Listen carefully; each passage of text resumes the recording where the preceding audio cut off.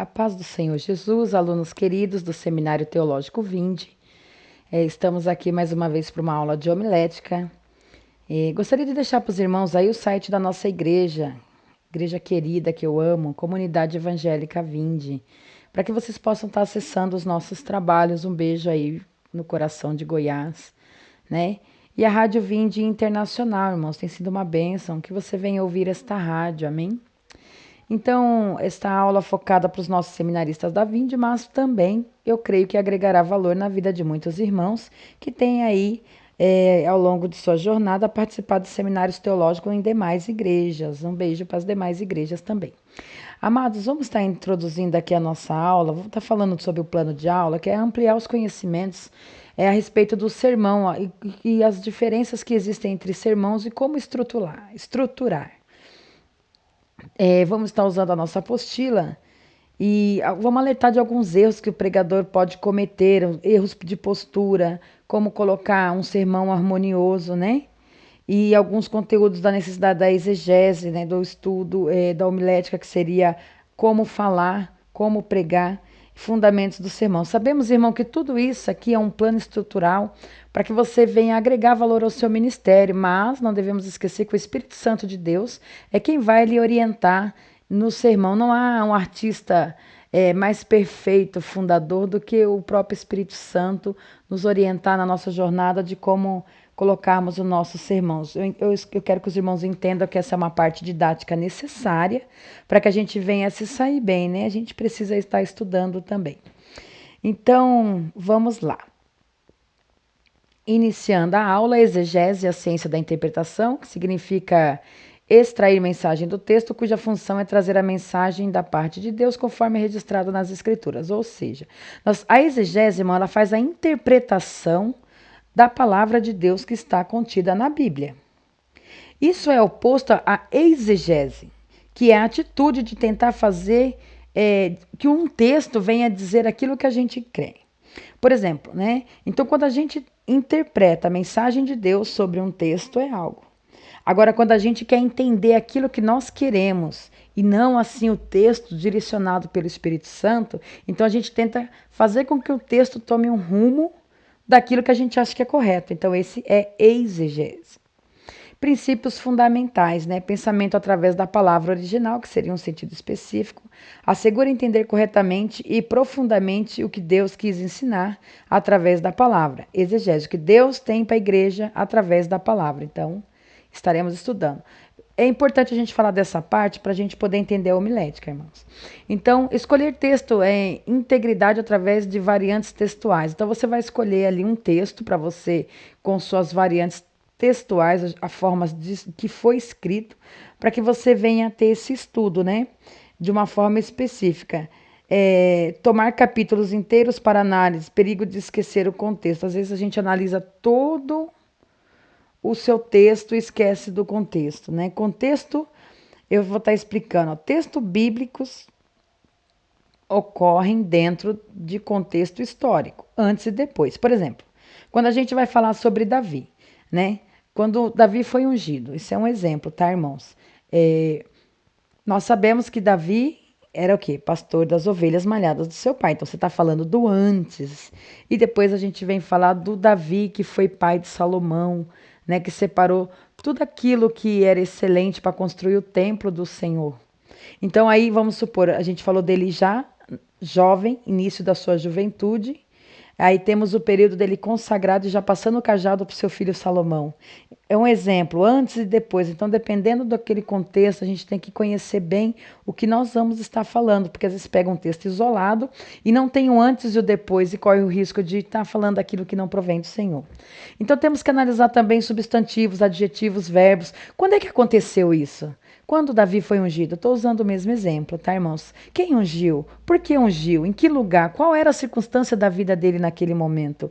Então, tudo isso nós temos que ter discernimento para estar levando uma palavra exemplo, se você vai querer falar algo direcionado que Deus usou como exemplo a vida de Davi. Então, temos que tomar cuidado com palavras-chave, analisar a etimologia, que seria a origem da palavra, de onde ela vem.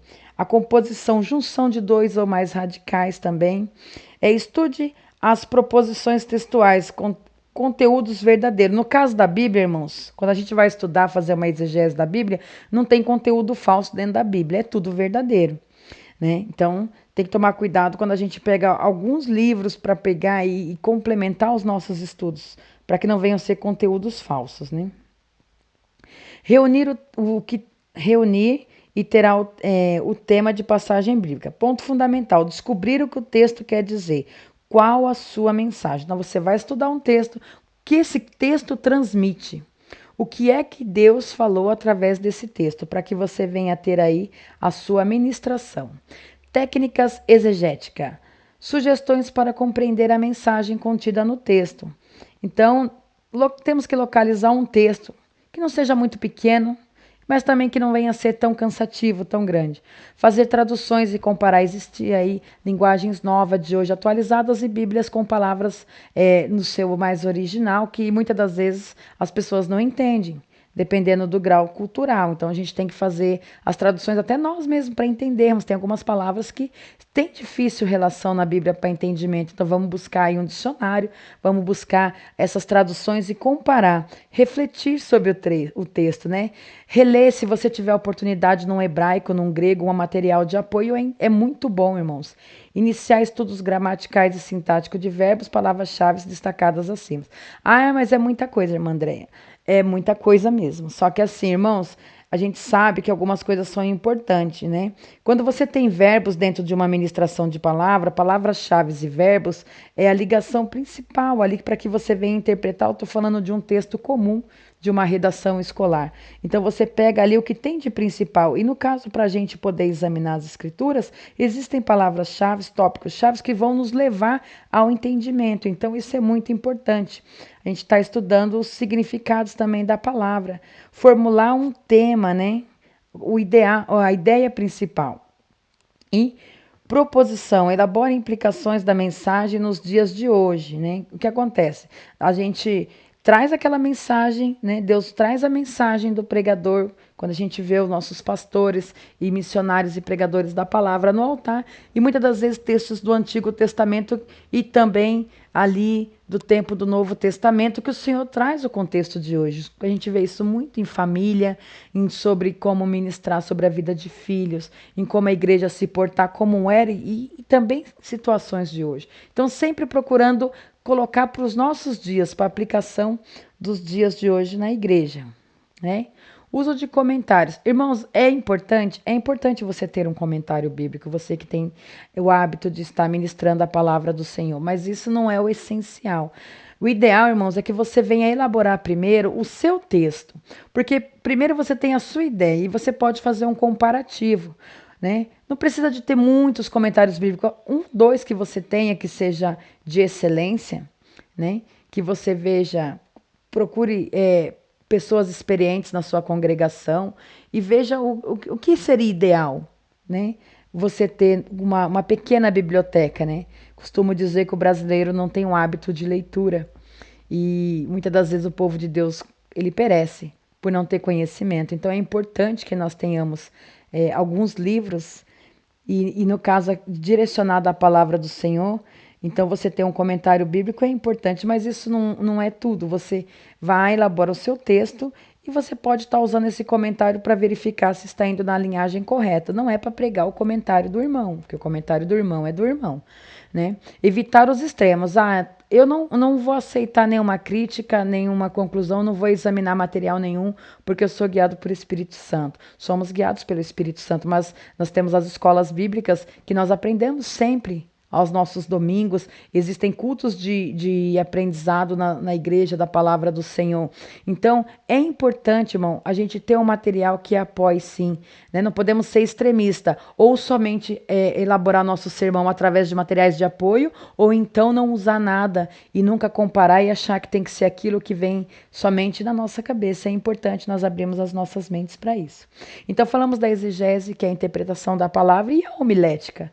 O que seria, né? A homilética, ela está focada no púlpito, irmãos. Focada no púlpito porque homilética significa conversar e falar. É a ciência da qual a arte é a pregação.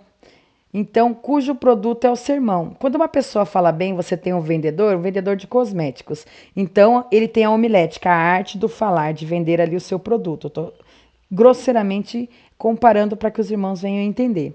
E aí, ele vai vender o quê? Qual que é o seu produto principal? O cosmético. Então, no caso da homilética, nós vamos conversar, vamos falar bem sobre o quê? Sobre a palavra do Senhor. Então, o produto é o sermão, é a gente montar o nosso texto para levar até o altar, que seria, no caso, o púlpito, o seu ponto principal. É ali que é voltado toda a atenção para a homilética.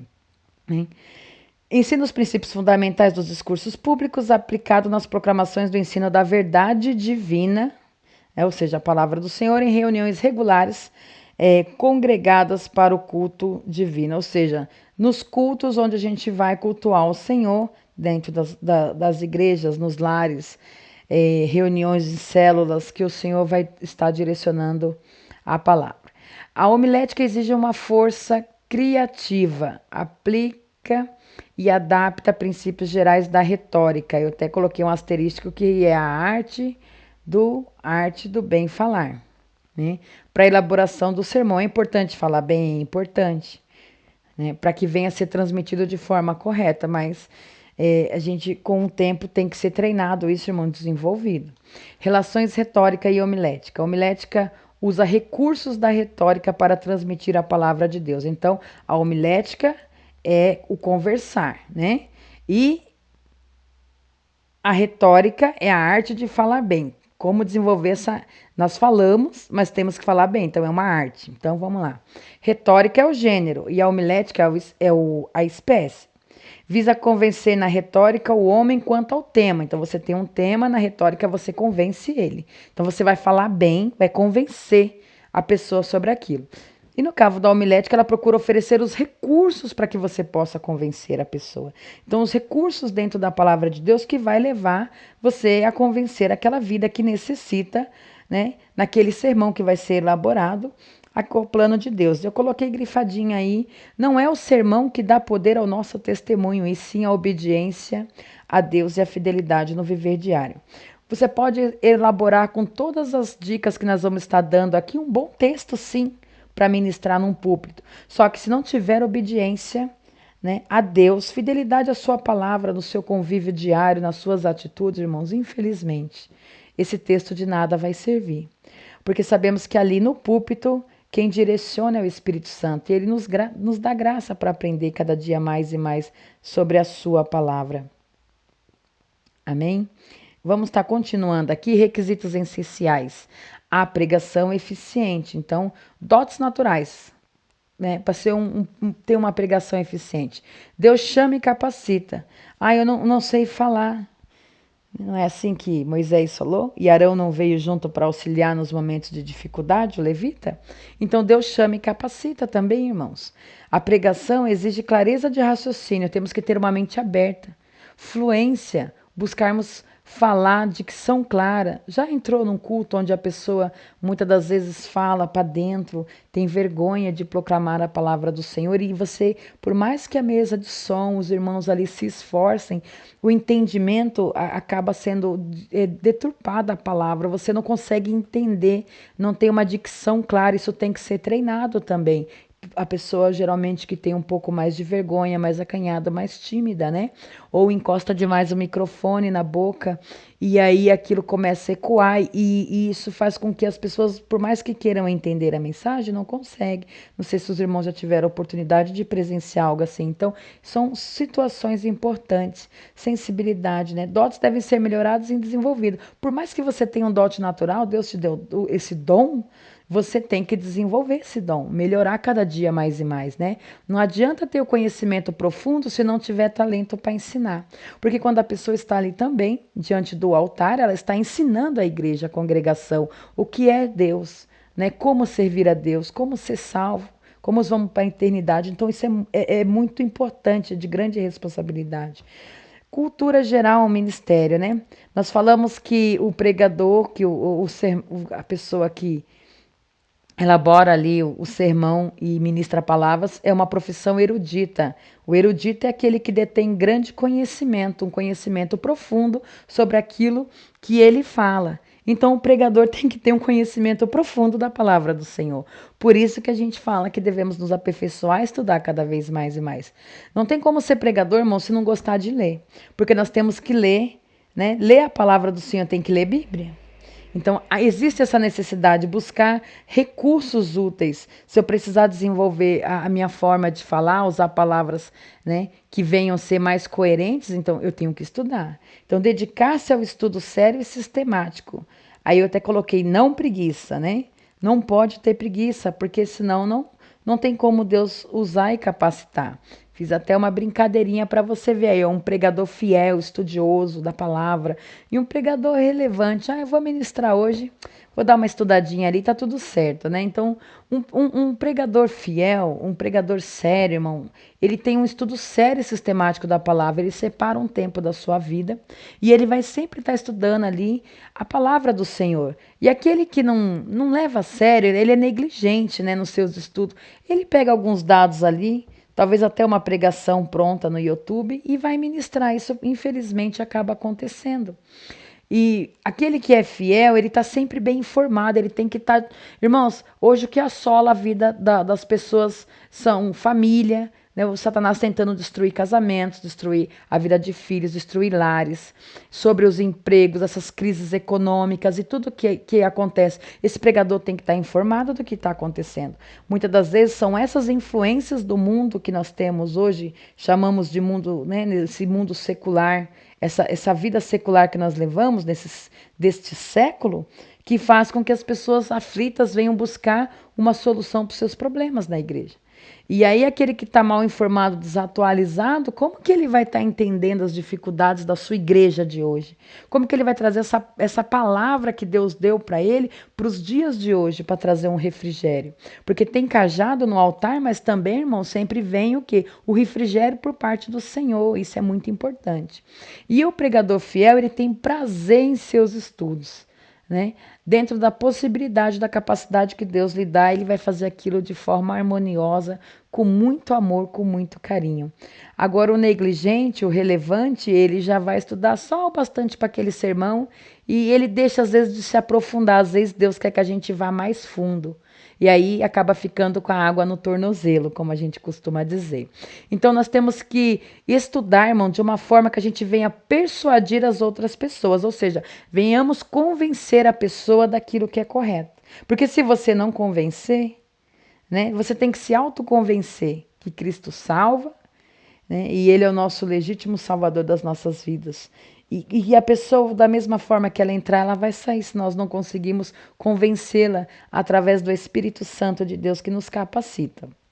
Então, conquistar o íntimo expondo a verdade, não deixando dúvidas ao ar. E o leitor, irmão, quando a gente lê a palavra do Senhor, lemos a palavra do Senhor, percorremos a vista, ao mesmo tempo interpretamos. Temos que orar para estudar a palavra do Senhor. Já leu um jornal? Eu vou à praia esta semana e é um feriado prolongado. Um exemplo secular, vou lhe dar agora. Então, você vai ler o jornal, vai acessar seu computador ou seu smartphone e vai verificar a previsão do tempo para aqueles dias. De repente, você acessa através de um canal jornalístico e ali tem algumas matérias e você vai ver sobre o tempo, pode ter até algum estudo sobre o tempo, mas você lê ali e aonde você quer. Na praia X, o tempo estará dessa forma e você vai percorrendo, já vai assimilando e vai gravando. Vai estar tantos graus, talvez chova à tarde, talvez não chova, entendeu? Então você percorre aquela leitura, eu estou dando um exemplo secular, e você começa a interpretar aquilo que você necessita. E na palavra de Deus não é diferente. Então você vai interpretando aquilo que o Senhor quer que você venha entender. Então é automático, é como se o nosso cérebro fosse um computador do Senhor. A gente vai lendo e vai gravando e discernindo. Temos que pedir discernimento ao Espírito Santo para colher de forma seletiva as informações, né? Para que a gente venha ministrar. Não se pode ser culto ou sábio sem estudo árduo, sem trabalho incansável e sem exercício constante. Não tem como uma pessoa se colocar, se dizer que ela é culta e ela é sábia sem estudar. O médico, para que ele venha a ser médico, são 6 anos mais especialização. Então, tudo requer, irmãos, sabedoria da parte do Senhor, porque tem que ter uma dedicação. Infelizmente, muitos pregadores não têm essa consciência, a intenção não é ofender os irmãos, mas precisa buscar entendimento na simplicidade do seu conhecimento, da forma simples com que você ministra, ou se você é um graduado e tem aí já uma palavra para pessoas de nível de classe A, outros vão ministrar para a classe B, outros C e D. Não importa, irmãos, você vai ter que desenvolver para convencer a pessoa contra o pecado. Então, Deus vai te usar, em nome de Jesus. Então, a habilidade exige treino. Ouvir bons pregadores, que bênção quando a gente... Irmãos, procure os seus pastores, os obreiros, irmãos da sua igreja, quando vocês se reunirem, procurem saber, né? Infelizmente, nós temos muita coisa ruim na internet, mas tem muito material de excelência, muitos homens e mulheres de Deus falando da palavra. E é bom que você venha ver, adquira materiais na sua igreja, sobre ministração, bons livros, né? Leia sermões de pessoas que você sabe que tem a vida no altar. Procura praticar, faça anotações durante o culto, para que você venha até entender de que forma que Deus usa os pregadores. E aí isso vai fazer com que você venha praticando, né? E venha desenvolvendo essa arte de ministrar a palavra do Senhor. Piedade não requer apenas cultura, mas inabalável fidelidade pela sã doutrina, a ponto de jamais apartar-se dela, né? O sermão é um instrumento de Deus para transmitir a sua graça, para produzir fé em seus escolhidos. Então, olha a importância do sermão. É um instrumento de Deus, onde você vai falar do favor imerecido, que é a graça de Deus, que através da fé, né, nós vamos ter direito a essa graça, a esse favor imerecido que foi Jesus Cristo morrer naquela cruz por nós. Então é muito sério falar da palavra do Senhor. Não pode ser de qualquer maneira, nós temos que dar o nosso melhor. Requisitos fundamentais ao sermão, a estrutura. De que forma? Temos o ponto, a unidade e a ordem. Então, o ponto ele gira em torno de uma ideia central. Costumamos dizer, né, que exerce uma força centrípeta que atrai argumentos para si. Centrípeta, irmãos, é de fora para dentro. É uma força que vem de fora para dentro. Então, traz tudo aquilo que gira em torno dessa ideia, desse ponto central do seu sermão, para dentro, puxando para o ponto principal, que vai falar de salvação. Então, tudo que está ali à volta, tudo que você escolheu de material, vai trazer para dentro desse ponto central. Unidade, relação entre as partes e o todo, ideia secundária que aponta sempre para uma meta, ordena as ideias de forma coerente e organiza o material de forma seletiva. Então, você tem que escolher, né? Você tem que colocar as ideias ali e ordenar. Você tem uma meta a ser atingida, então tem que pensar nisso. O que eu quero atingir com o meu texto? Né? Uma forma coerente, de que forma que eu vou fazer isso? E gradativa, se você vai falar sobre o tempo, sobre a história de algum profeta, então você vai de forma gradativa e de forma seletiva, colocando isso no seu texto para que as pessoas também venham entender. Né? E nós temos um hábito, irmãos, muitas das vezes a gente fala assim, como todos já sabem, já conhecem essa história, só que muitas das vezes grandes congregações, nós sabemos que temos muitos visitantes. Será que a pessoa conhece a história? Quando a gente fala, muitos já sabem a história de Ruth, será que conhecem? Como vocês já sabem a história do rei Davi, será que conhecem? Então, de uma forma a explanar, eu vejo muito isso, né? Na vida dos pregadores que eu acompanho, explanam ali, não de uma forma maçante, detalhada, mas dão aquela estruturada, aquela pincelada sobre a vida da pessoa, quando Deus usa para falar da vida de um profeta, de um rei, quem foi, como foi, porque às vezes tem um novo convertido, um visitante na igreja que nunca ouviu falar da palavra do Senhor e vai começar a conhecer e ter conhecimento sobre como Deus agiu na vida destes homens. Então tem que ter ordem, tem que ter clareza, coordenação para ser bem compreendido, né? A falta de clareza gera obscuridade.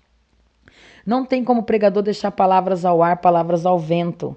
Tem que ser objetivo, tem que ser claro. Não pode gerar dúvida, porque senão, irmãos, você pode dividir a igreja. Você deixa uma palavra no ar, alguns têm um entendimento de algo e outros de outro. A palavra fala com todos que estão dentro da igreja.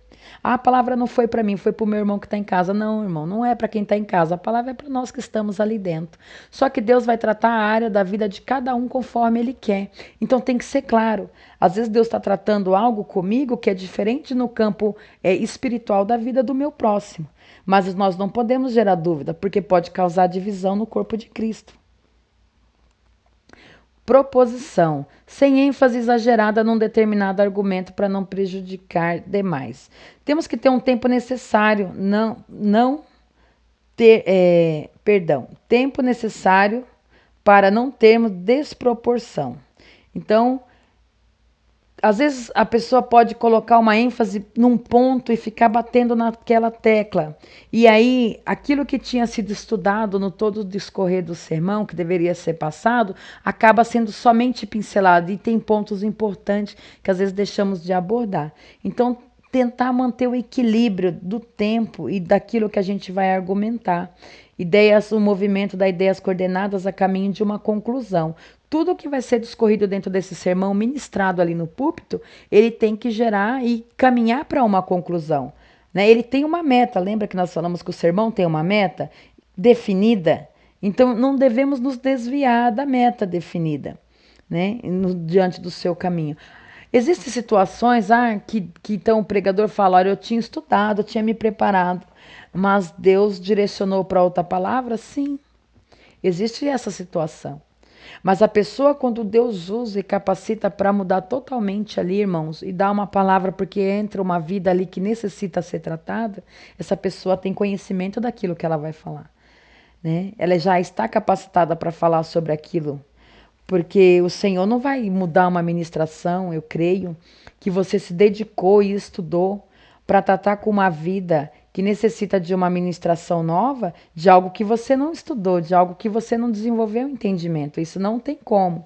Então, o teólogo, ele deve ouvir a voz de Deus e proclamar-a com fidelidade, né? É essa situação. Elementos didáticos. Parte da palavra de Deus deriva de tema e conteúdo, visa ensinar o ouvinte e assumir posição diante do que ouviu. O ensino é fundamental no sermão, que é doutrinário. Nos cultos não devemos exercitar somente nossas emoções, mas também nossas mentes. Não devem ser iluminadas e instruídas, que devem ser iluminadas e instruídas pelo Espírito Santo através da palavra. Então, o culto não pode ser somente emoção, ele tem que ser razão. A gente tem que estar pensando, né? É ensinar a palavra através do sermão e instruir através do Espírito Santo. Algumas observações sobre sermões. Carta viva é a palavra de Deus transmitida através do homem à comunidade. Pessoas que comungam a mesma fé em Cristo têm poder para converter, corrigir, transformar e edificar. Então, a palavra de Deus, o sermão, ele tem que ser uma carta viva quando o objetivo dele é converter, corrigir, transformar e edificar a vida da pessoa. Né? Prático, a palavra de Deus é viva e eficaz, mesmo para o homem moderno, não devemos trocá-la por conselhos de revistas. O que acontece hoje? Um modismo, né? Em vez de estudar a palavra do Senhor, nós vamos ler livros. Livros são bênçãos, sim.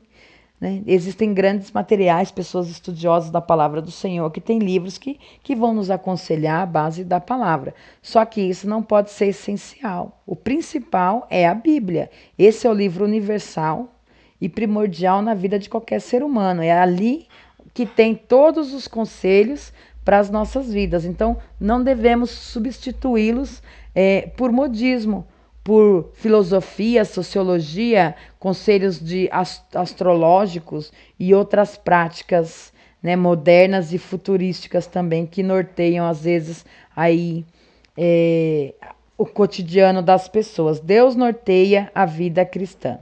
Maturação, começo, prosseguir e terminar com oração. Deveria ser regra, né? Precisamos orar, estudar e refletir. Prepare o sermão com antecedência.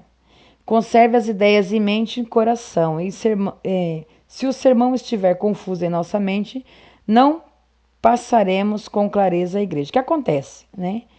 O ideal, o ideal seria começar o sermão, prosseguir e terminar esse sermão com uma oração.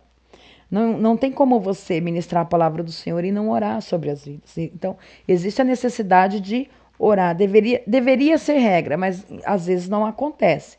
Então, a gente precisa ali orar, estudar e refletir sobre esta palavra. E conservar, irmão, você vai trazer um tema, hoje é segunda-feira, no próximo domingo. E Deus já te deu esse tema e você já tem ideia daquilo que você vai ministrar, ou que seja. Então você começa a maturar essa ideia na sua mente durante a semana e você começa a meditar o tempo todo. E Deus vai dando algumas situações e o importante é estar anotando tudo isso para que venha aí está claro, né? Então, o texto do sermão, né? Todo sermão deve ser baseado num texto bíblico, então é Bíblia. Aproveitar datas comemorativas, né? Existem algumas datas, Natal, por exemplo, né? Geralmente falamos do nascimento do nosso Jesus. Existem algumas situações que você pode estar trazendo. É obrigação? Não. Mas se você puder falar sobre a Páscoa, então você pode estar trazendo aí, dentro dos calendários, uma palavra voltada para estes textos. Sensibilidade a problemas atuais que envolvem a sociedade, como eu falei no começo, está sensível que a igreja, né, a congregação, os irmãos estão vivendo. Deve expressar a palavra do Senhor, preferência a textos positivos, usar de preferência um texto por sermão, sentido claro. Lembra que falamos edificar, transformar, esclarecer e consolar. Não evite textos que são muito conhecidos. Eu não vou falar da mulher do fluxo de sangue porque todo mundo sabe. Não, vai falar, irmãos. Porque a palavra do Senhor ela se renova todos os dias. Então Deus usa de uma forma uma pessoa e outra. Né? É evitar texto muito curto ou muito extenso. Evitar alegorias da interpretação. Então a gente quer colocar a nossa imaginação para estar ali assumindo um papel. Eu imagino que na palavra do Senhor. Então a gente tem que evitar essa alegorização que fala. Não abandone textos que tenham dificuldades. Não estou entendendo. Vou falar sobre Levíticos, né? Não estou entendendo. Então eu vou falar só sobre o livro de Mateus do Novo Testamento. Não, se Deus te der uma palavra lá, então você pode naquele momento não ministrar, mas procure estudar e não abandona. Uma hora vai fluir esse texto, o Senhor vai dar discernimento e você vai concluir. Então não faça de um tratado teológico a partir de um texto, né? Não queira desenvolver uma tese para estar pregando ali, não é esse o sentido. Classificação dos sermões, nós temos aí, né? O sermão temático, só um instante. Sermão temático, tema extraído de um texto e a divisão de outro. Já prestou atenção quando uma pessoa ministra a palavra do Senhor, que ela inicia através de um texto e no decorrer do tempo, ela vai abrindo a palavra do Senhor e vai trazendo outras evidências bíblicas para estar ministrando? Então, um sermão temático, né? Vantagens. Possibilita aperfeiçoar a retórica. Lembra de retórica? A arte do bem falar. Fácil de elaborar, né? Não exige reflexão. Irmãos, quando eu falo que não exige reflexão, porque você consegue ali passear na palavra do Senhor ali, explanar, e às vezes a pessoa é preguiçosa, que vai ali no culto e ela quer tudo mastigado, então ela não reflete, porque ali o pregador já vai dar tudo prontinho para ela, né? O Deus vai direcionar. E ali você consegue encerrar um assunto, não vai causar uma polêmica. Permite discussão de qualquer assunto. Ideias vêm de fora do texto, então você consegue agregar. Perigos. Negligenciar a exegese, que seria esse conhecimento, esse estudo. Atrair a atenção para o pregador com alegorização. Então, tem que a pessoa que tem a pregação temática, que tem essa linha de pregação, tem que tomar muito cuidado para não negligenciar o estudo, né, conhecimento da palavra e não querer trair durante o culto a atenção para si. Né? Irmãos, a palavra do Senhor é séria? Né? Podemos brincar, às vezes falar algo assim, uma brincadeira com a igreja, Para descontrair, sim. Mas isso não pode ser uma alegorização, entendeu? Não é um teatro, né? Então tem que tomar muito cuidado. Cuidados na confecção. O tema deve ser claro, específico e expressivo. Argumentos devem ser em ordem progressiva. Lembra que eu falei? Se você vai falar de Davi, Davi que apresentava ovelhas, Davi que se tornou rei, né? Então, Davi que teve seu filho Salomão, Davi que juntou tudo para que fosse construído o templo novamente do Senhor. Então, você vai ali numa ordem cronológica. Você não vai lá no meio, volta no fim. Então, procura ser de uma ordem progressiva quando for explanar sobre o sermão. Explanar, provar, né? Provar na palavra aquilo que você está falando, argumentação, aplicação, tem que ser provado. Não tem como eu falar algo para a igreja e não provar aquilo que eu estou falando. Então, classificação textual. Quando a gente vai falar sobre textual, é quando a gente usamos 4 versículos no máximo para poder estruturar, conforme a norma, esse texto. Acima disso, irmãos, é um texto expositivo. E um dos grandes perigos que se tem num texto expositivo, num sermão expositivo, é sair explicando versículo por versículo. Quando nós fazemos isso, nós deixamos de fazer uma ministração da palavra expositiva, um sermão. Nós passamos a ter, então, no altar, um comentário bíblico. Comentário bíblico é exatamente isso. Você pega um versículo e comenta ele. Pega outro versículo e comenta. Já a ministração expositiva, você vai agrupar isso. Então, você pegou um texto. Então, observa os pregadores na igreja. Quando eles vêm com um texto mais longo, acima de 4 versículos, então eles, como se fizesse um bloco e explica aquilo de uma vez, em um único quadro, com um único objetivo. Isso é o expositivo e não um comentário, né? Deve ser sintonizada todas as partes da escritura, formando um todo harmônico. Então, o ministrador da palavra, o pregador, ele harmoniza essa palavra, né, precedente de Deus para o seu povo. Esse método era usado pelos apóstolos e pelos pais da igreja, pelos reformadores, né? Utilizavam esse método para ministrar a palavra do Senhor. Então, vamos falar um pouco mais do expositivo. Limitação. Difícil manter ideias, assuntos não tratados de modo lógico e completo. Então, tem que manter a ideia do texto e tem que, de uma forma lógica e tratar o assunto por completo, né? Vantagens. Método dos tempos apostólicos. Exige estudo. Lembra que falamos? Sem sacrifício não tem como. Obriga a tratar de assuntos que de outra forma ficariam esquecidos. Presta-se a uma série de sermões. Essa é a vantagem. Então, você tem um assunto, você consegue desenvolver vários sermões através daquele sermão expositivo. Exigência, determinar texto, exegese do texto, então, ter o conhecimento, esse estudo desse texto, descobrir o assunto principal ali.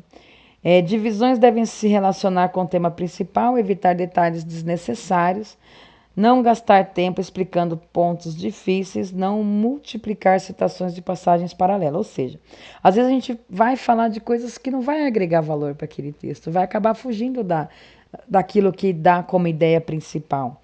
Gastar muito tempo explicando algo, irmão, difícil. Certos assuntos devem ser tratados na escola bíblica, num estudo diferenciado, num estudo da palavra. E então tem que tomar muito cuidado com isso. E ficar multiplicando a mesma passagem. Também tem que se observar isso. Agora, como que eu vou construir esse sermão? O primeiro eu tenho que ter, vamos lá, introdução. Ingresso ao assunto, que o pregador vai tratar. Com despertar atenção e interesse, né? A simpatia. Então, como é que eu vou despertar a atenção do povo? O interesse pela própria, o povo não dormir, né? Quando eu estou ministrando a palavra. Então, tem que introduzir e já tomar atenção da igreja na introdução. E ela pode ser de uma forma já direta, ou você tratar indiretamente, ou abrupta. Abrupta é quando você já vai direto ao ponto, né? Para esse povo. Então, requisitos seria ser pertinente, ter uma ideia dominante, né? Então, você vai ter uma introdução, você já tem uma ideia daquilo que você vai falar. E introduzir de forma breve, né? Elabora a introdução com bastante atenção.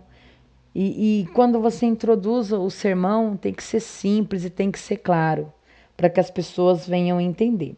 Aí você vai para a narrativa, né? O propósito, aquele texto lido, tornar ele mais claro. Então você vai ter a explicação de termos, que explica explicação de palavras que apresentem, a exposição do contexto histórico, falamos do antes e depois, esclarecer ocasiões e circunstâncias em que foi escrito o texto, parafrases, recontar o texto lido através de parafrases, reformule o texto trocando as palavras originais, mantendo a ideia central.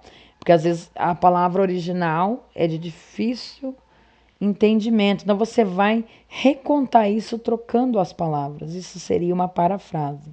Evitar ser muito extenso, detalhado, muito enfático durante a narração, isso, né, acaba desprendendo a atenção.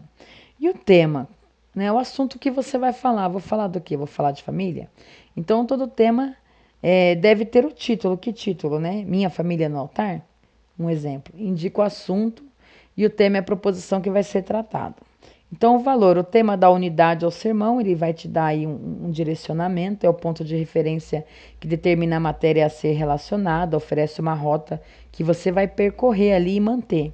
Possibilita maior assimilação e retenção da mensagem proclamada, ou seja, guardar aquilo que foi ministrado de forma clara, né?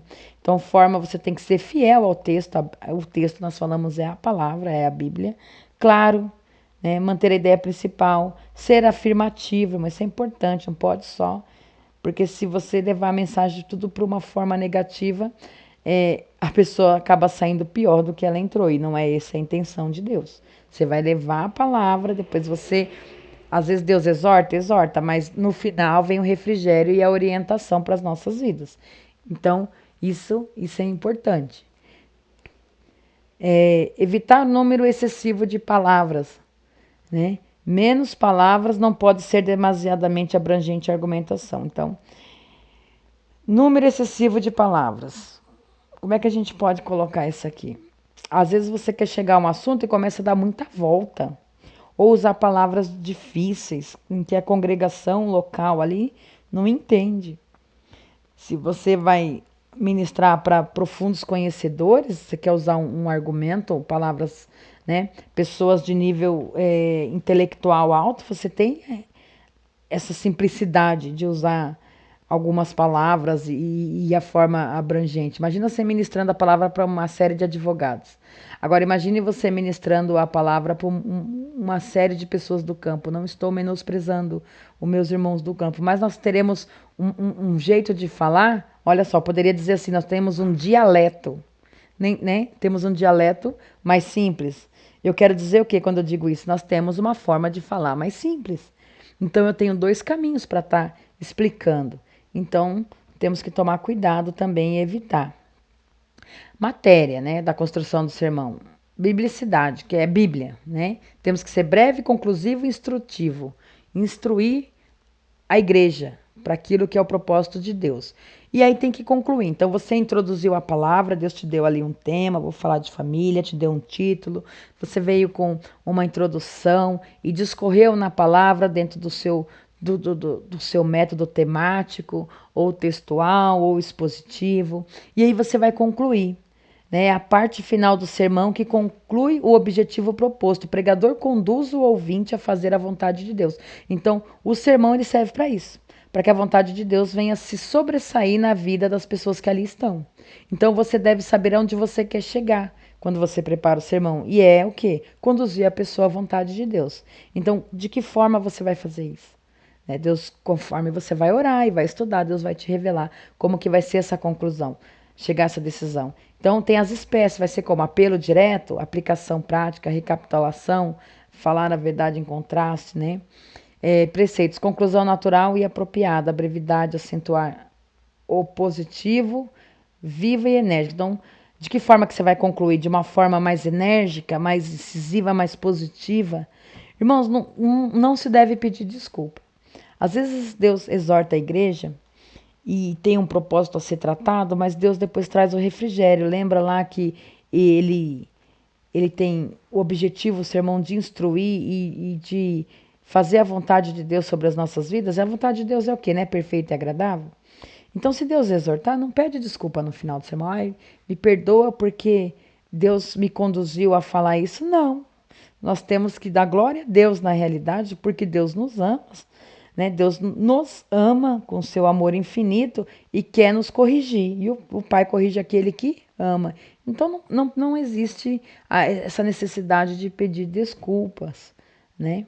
Evitar anedotas, são piadinhas, né, em excesso. Você tá fazendo, imagina, tá concluindo um assunto, Deus usou tremendamente na palavra, chega no final, aí eu quero botar a minha pitadinha lá, e aí às vezes acaba sendo uma tragédia ali diante do altar. Então, muito cuidado com isso, né, em fazer piada da palavra do Senhor. Evitar acrescentar algo novo, né? Você está indo numa linha de raciocínio e de repente nem estudou e quer acrescentar algo ali e isso pode trazer embaraço no final. Então, cuidado muito com isso, né?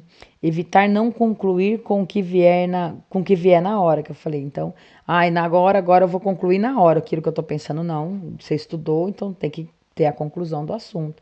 Evitar demorar muito para concluir o assunto, né? Então, você já expôs o assunto. Então, se você teve uma introdução rápida e objetiva e discorreu o assunto, a conclusão tem que ser rápida e objetiva, evitando de novo as desculpas, as piadas, os gestos, ser monótono, encontrar pontos diferentes, né? E por que escrever? Por que temos que escrever? Construir um sermão. Às vezes as pessoas condenam aquele que utiliza desse método de construir um sermão para poder pregar, né? Acredita que tem que ser na hora.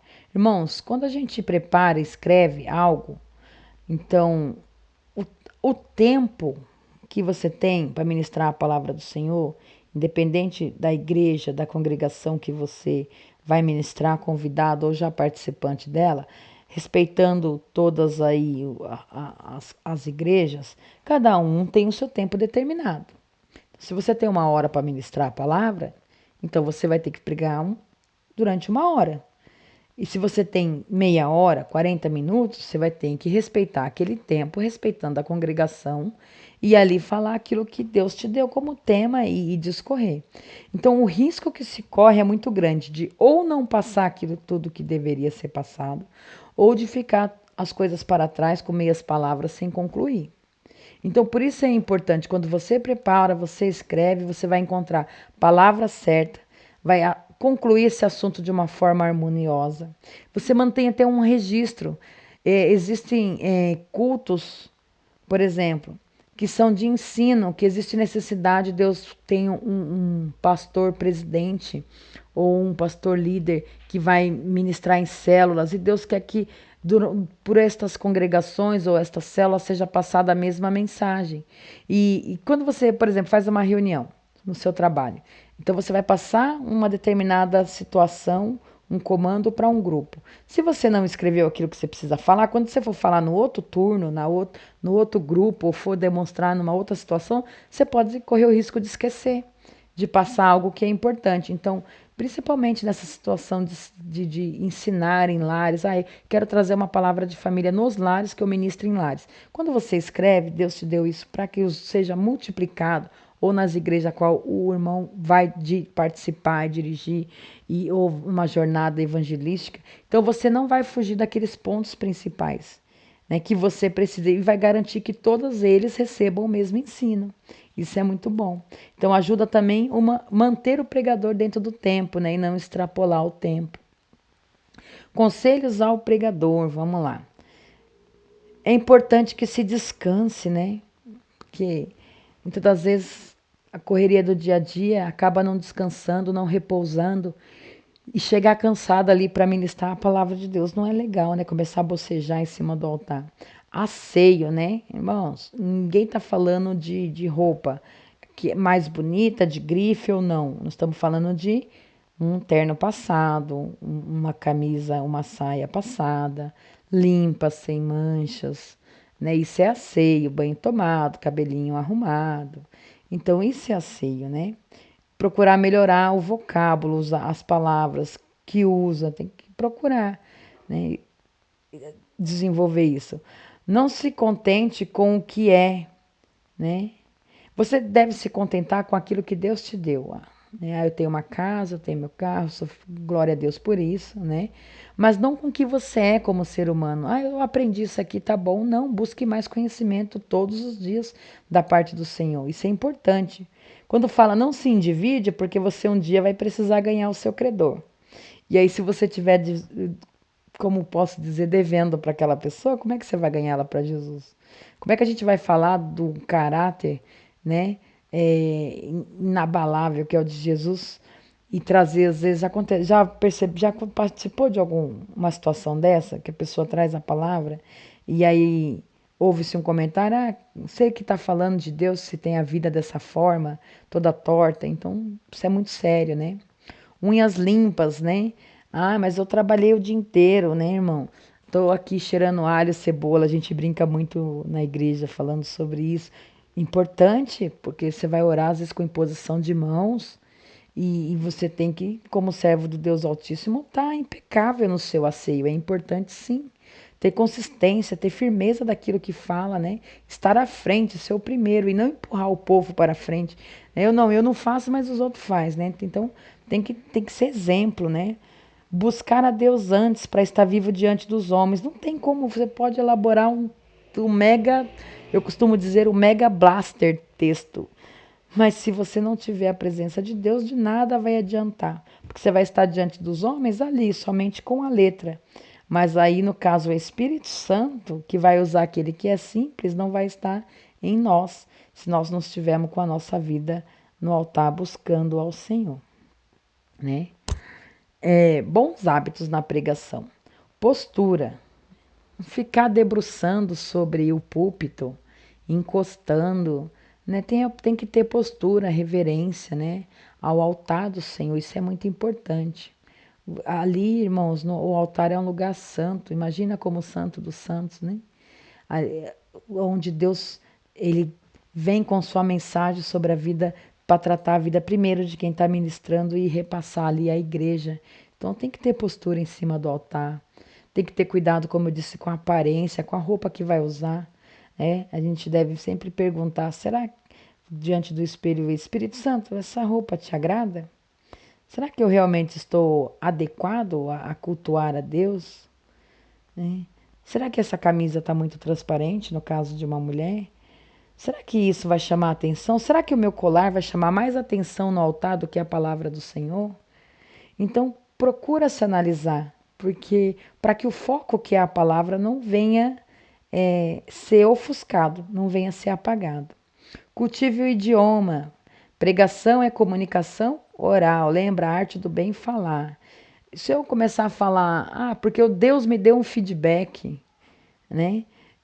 Usar palavras americanizadas, por exemplo, não devemos, né? Deus me deu uma resposta, né? Deus me deu um feedback. Isso aí a gente vai usar numa empresa, né? Diante de um púlpito nós vamos falar, Deus me deu uma resposta para aquilo que eu precisava sobre mim. Então, procurar manter o idioma original, o nosso português. Cuidado com o regionalismo. A gente sabe que às vezes nós vamos ministrar a palavra em alguns locais e de repente eu venho de uma determinada cidade e ali não se fala, por exemplo, no sul, né? A gente vê os nossos irmãos, eles têm alguns dialetos, Minas, aqui na cidade que eu sou, de Sorocaba mesmo.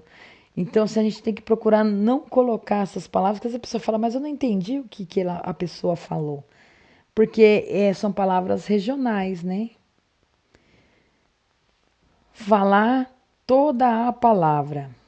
Não engolir R's e S. Esse aí é uma benção, vamos dizer assim.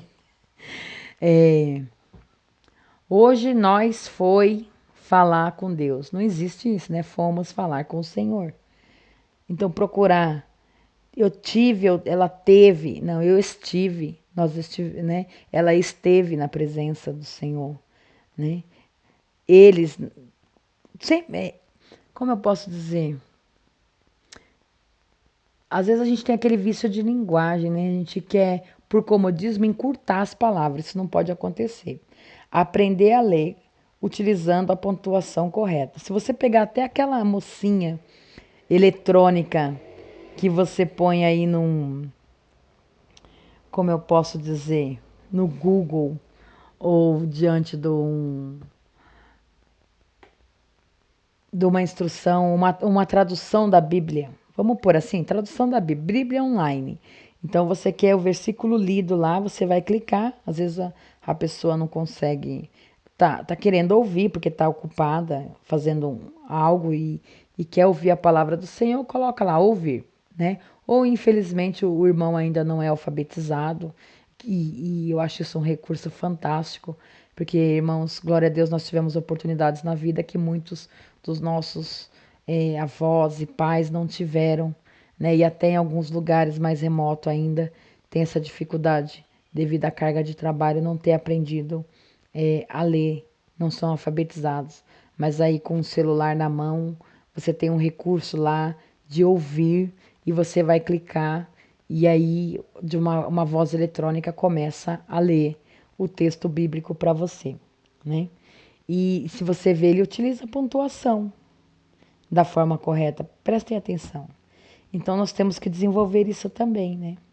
Falar às pessoas. Quem já não iniciou ministrando um sermão e que fala assim, Deus me perdoe, olhar para o povo no auditório, né? Todo mundo olhando para você e você lá em cima do púlpito. Tem que olhar para as pessoas, porque as paredes, as colunas da igreja não vão se converter.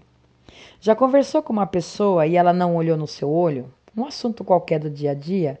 Quando uma pessoa não olha para você e ela está falando e você está querendo ver algo se é verdadeiro dela e ela não olha no seu olho, não dá aquela sensação de que a pessoa é uma pessoa falsa? Que ela é uma pessoa que não te transmite seriedade, que o que ela está falando não é de grande valia? Agora imagina a gente falando para as paredes e para o teto, olhando, ou fechando o olho e nunca olhando para o povo, e o povo olhando para a gente. Né? O povo quer resposta de Deus. Então você tem que olhar nos olhos das pessoas e falar aquilo que Deus quer. Treina, treina e treina, né? E a timidez vai cair por terra. Eu creio. Então fale para as pessoas, porque parede não vai se converter. Fale com o corpo, às vezes a expressão facial, né, condiz. Você não pode estar com uma expressão facial, se você está argumentando, você está de uma forma objetiva e clara, querendo convencer a pessoa do pecado, a sua expressão facial vai dizer sobre aquilo, que aquilo é errado, né? Não tem que estar com aquele ar de que, tá tudo bem. Não. Então, use as mãos, pode usar, irmãos. Às vezes eu me expresso muito com as duas mãos, né? Se prender as mãos eu não consigo falar. Então, use, né? Gesticule de forma coerente, claro, com o corpo. Module a voz de acordo com o ambiente. Nós não vamos pregar num lá para 5 pessoas, um exemplo, e vamos gritar, gritar para toda a vizinhança ouvir ali, né? Tem que modular a voz. Vai ministrar, um exemplo, um culto dentro de um hospital. Tem que modular a voz, né? Você vai pregar numa praça, você vai te trazer, você vai ter que ter mais energia de voz. Se a igreja é grande, você vai ter. Isso não quer dizer, irmãos, que eu estou condenando o estilo de cada pregador. Tem pregadores que realmente pregam falando alto, tem uns que são de forma mais branda. Mas no caso, você modula isso, a sua voz de acordo com o ambiente, né? Eu não estou falando de expressão, do jeito da pessoa ministrar, eu estou falando de voz, né? Não precisa gritar se você tem 3, 4 pessoas, 10 pessoas. Agora, às vezes, você vai gastar um pouco mais para poder falar numa praça, num congresso, enfim, né? Evitar vícios de linguagem e evitar chavões. Por exemplo, chavões, aleluias, glórias a Deus, né? Eu coloquei aí. Às vezes a pessoa vai ministrar a palavra do Senhor e ela tem ali em 5 minutos, ela falou 30 segundos da palavra do Senhor e deu glória a Deus e aleluia. Não estou criticando os irmãos que estão na direção do Espírito Santo. Só que a pessoa que não tem entendimento, ela vai se perder na mensagem. Então, às vezes a gente coloca, né? Glorificar tem um tempo certo. Culto é com ordem e decência. Então, de repente, eu vou falar: hoje Deus, aleluias, falou comigo, glórias a Deus, para que eu, glórias a Deus, venha transmitir aleluia aos irmãos desta aleluias congregação, aleluias a sua palavra. Não fica confuso? Então, temos que evitar isso. Vício de linguagem. Hoje, né? Deus falou, né? Eu acho interessante. Eu sempre penso, então Deus falou, então eu. Você tá entendendo? Você ficar proclamando várias vezes aquelas palavras e as pessoas passam a observar. Já viu alguém imitando alguém da igreja, ou um pregador? Imita o pregador tal. Ela vai pegar justamente isso, quando ela vai imitar os chavões, os vícios de linguagem, a voz. É geralmente isso, a forma de engolir as palavras. É por aí, geralmente, que a coisa vai acontecer. Então, que nós venhamos nos policiar. Irmãos, esses são algumas dicas para que você venha ter aí um sermão abençoado. Essa é a parte gramatical, onde a gente enfatiza como deveremos construir o nosso sermão. Né? Falamos aqui sobre os tipos de sermão, mas assim, nada disso, irmão, vai acontecer se não houver Deus, né? Homilética significa conversar, conversar com. Então, conversar com as pessoas, falar com as pessoas, né? Ensinar as pessoas aquilo que você aprendeu através da palavra do Senhor. Essa é a homilética. E a retórica é a arte do bem falar. Então, nada disso vai adiantar se você não tiver conhecimento daquilo que você está falando. Não tem como um advogado ganhar uma causa se ele não se aprofundou e não estudou o caso do cliente. Então não tem como ganharmos vidas para Jesus se a gente não estudar e se aprofundar na palavra do Senhor. Né? E se não tivermos também a unção do Espírito Santo diante de nós. Então é importante que o conhecimento venha a ser atrelado à unção. Deus vai usar poderosamente sua vida. Né? Isso aqui são cuidados que você deve ter. Procura aí ter, quando for ministrar a palavra do Senhor, o tema. Deus me dá um tema, me dá um título. Né? Vem com uma iniciação, uma introdução breve e objetiva. Veja o seu foco principal do texto. Discorra dentro daquilo, se for qual seja a forma textual, expositiva, de que forma que você for escolher, que é o seu estilo de pregação, procura descobrir o seu estilo de ministrar. E conclua de forma convincente. A pessoa tem que ser convencida do poder de Deus. Tem que ser convencida da mensagem que Deus quis, né, para aquela noite, para aquela tarde, para aquela manhã. E conclua da forma que o Senhor colocou. Procure orar no final da ministração pelas vidas. Mantenha uma postura adequada diante do altar, que é um lugar santo, um lugar que merece todo o respeito, né? Com uma boa aparência. Lembra, não falamos de roupas de grife, mas falamos de higiene pessoal e de aparência. Cultivar as palavras sem americanizar, sem ficar tentando chamar a atenção para si. Quando não se tem conteúdo, a gente tenta ganhar a pessoa alegorizando, colocando pensamentos nossos, e não é isso que Deus quer. O pensamento de Deus é a palavra de Deus, é da forma que Deus quer. É Ele que faz, é Ele que salva. Não somos nós somos instrumentos. E um instrumento ele tem que estar afiado para o propósito, né? Quando o músico pega um instrumento, ele tem que estar ali, ó, certinho, bonitinho, afiado para aquilo que Deus quer fazer. Então, evite os vícios de linguagem, os nés, os entãos, os interessantes e os aleluias e excessos e glórias a Deus no meio da pregação, porque nós temos que perceber e ver que ali também tem novos convertidos que precisam aprender, né? E eu creio que Deus vai te honrar. Essa aí foi mais uma aula, um beijo no coração de vocês, eu agradeço a Deus por esta oportunidade. Amém.